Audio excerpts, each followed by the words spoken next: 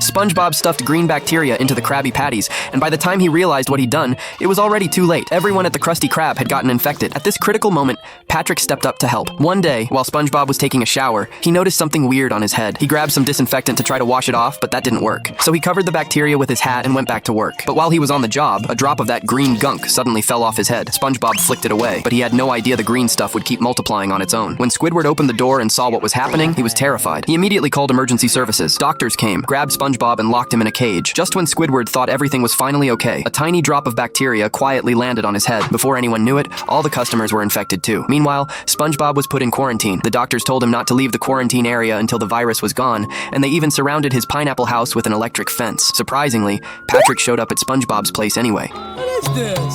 SpongeBob warned Patrick not to get too close, but seeing his best friend locked up, Patrick didn't hesitate for a second. He broke right through the bubble barrier and freed SpongeBob, then blew a new bubble around him so he could move freely. By this time, the Krusty Krab was completely overrun with bacteria. Everyone was covered in that green slime. The customers finally realized how serious the problem was, and they blamed it on the Krusty Krab's poor hygiene standards. Just as they were about to tear the Krusty Krab apart, SpongeBob showed up. When the customers saw SpongeBob, they all started blaming him and tried to attack, but the bubble around him bounced them off. Suddenly, a hole appeared in the bubble. SpongeBob begged everyone to stop, but by then, everyone had already lost their minds. The bubble popped, and the entire Krusty Krab filled up with green fungus. All of a sudden, Mr. Krab started itching like crazy, and it turned out Gary was eating the bacteria off him. That's when the customers realized Gary was the natural enemy of this virus. They all started fighting over Gary to get rid of their own infections. Right then and there, Mr. Krabs came up with a great idea to make money. He turned the Krusty Krab into a cleaning shop. Every customer had to pay to get the bacteria removed. Even SpongeBob wasn't an exception. Look, Dad, you make me all sparkly.